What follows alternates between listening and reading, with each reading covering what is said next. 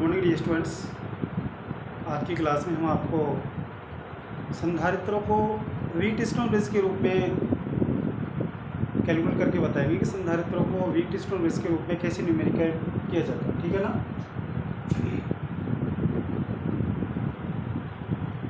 Wheatstone bridge सेतु के रूप में संधारित्र। लेकिन इसमें आपको ये विशेष याद रखना है, व्हीटस्टोन ब्रिज का मतलब ये होता है इसके अंतर्गत 4 कैपेसिटर हम लोग यूज़ करते हैं। देखिए ये व्हीटस्टोन ब्रिज बनता कैसे है।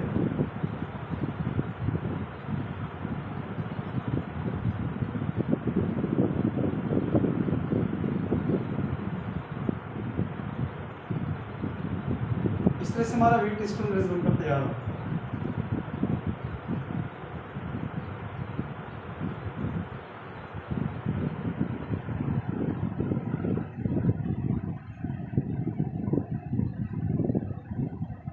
ए बी सी और डी, इनके बीच में कैपेसिटर और लगा हुआ होता है। इस तरह से हमारा ये व्हीटस्टोन ब्रिज होता है। इसके ऊपर हमारे 4 कैपेसिटर होते हैं, C1 C2 C3 और C4, बीच में लगा हुआ होता है C5। तो इस प्रकार के न्यूमेरिकल को किस तरह से हमें सॉल्यूशन करना है, समझ गए ना। देखिए सबसे पहले हमें क्या करना है, तो ये देखना होगा ये व्हीटस्टोन ब्रिज है कि नहीं है। चारों जो हमारे संधारित्र लगे हुए हैं उनकी धारिता बराबर है कि नहीं। तो सबसे पहले हमें ये वेरीफाई करना पड़ेगा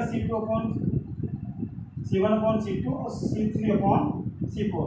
अगर ये इक्वल हैं तो हम लोग आगे न्यूमेरिकल करेंगे, अगर इक्वल नहीं है तो हम लोग इसको आगे नहीं कंडक्ट करेंगे। तो देखिए ये दोनों जो हैं यानी C1 और C2 दोनों श्रेणी क्रम में जुड़ेंगे, लास्ट में आके C3 और C4 भी श्रेणी क्रम में ही आप लोग लास्ट में आके इसको ऐड करेंगे। कोई भी न्यूमेरिकल दे लेते हैं हम। तो देखो न्यूमेरिकल ये है आपका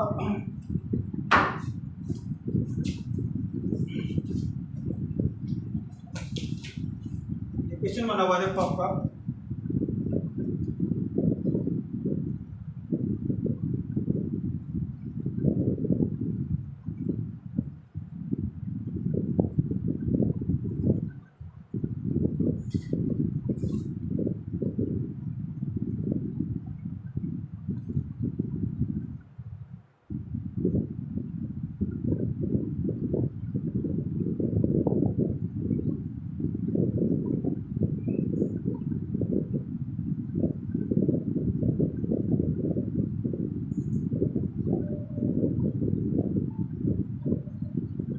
ठीक है।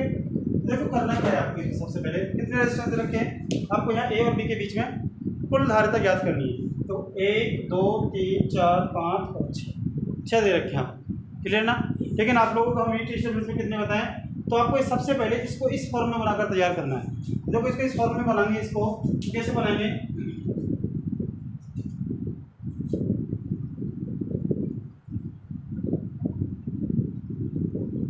कैसे करेंगे इसका सॉल्यूशन।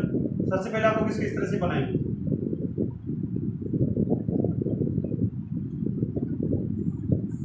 बना लिया, इसी तरह से बनाएंगे आप ए और बी, 5 इसके बीच में, क्लियर है ना।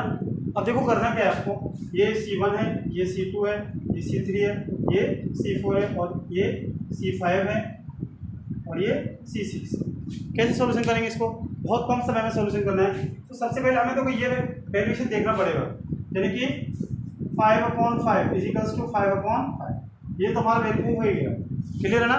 देखिए इन दोनों को यानी कि C1 एंड C2 को श्रेणी क्रम में जोड़िए, 1/C1 + 1/C2, 1/5 + 1/5, नीचे 5 हो गया तो 5/2 हो गया, यानी कि 2.5 हो गया, क्लियर है ना।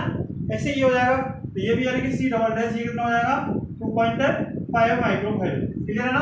अब जैसे इन दोनों हमें को यहाँ से हटाएंगे तो हमारा ये डायग्राम किस तरह से बन जाएगा। देखो ये डायग्राम कैसे बनेगा आपका, एक तो ऊपर बन गया आपका, एक नीचे बन गया, फिर आगे ये हो गया। अब देखिए ये दोनों पैरेलल में हो गए, यानी कि C डैश और C डबल डैश, यहाँ से आपको C ट्रिपल डैश निकालिए, 2.5 और 2.5 कितना हो गया यार 5, यानी अब ये जो डायग्राम बना आपका ये ऐसे बन गया, ये और यानी कि ये 5 हो गया और ये 5 हो गया। इन दोनों के बीच में यानी फिर निकालेंगे C4 यानी C4 डैश, ये कितना हो जाएगा 1/5 प्लस 1/5 कितना हो गया 2.5। इसका आंसर कितना हो जाएगा हमारा 2.5 माइक्रोफैरेड यानी 2.5 माइक्रोफैरेड। तो आप लोग को कोई भी इस तरह का क्वेश्चन मिलता है, यानी मैं अभी जो फर्स्ट में डायग्राम बनाया था वो डायग्राम अगर आपको मिलता है तो जनरल सी बात है, आपको कुछ नहीं करना है, उसको वीट हिस्टोग्राम में कन्वर्ट करना है।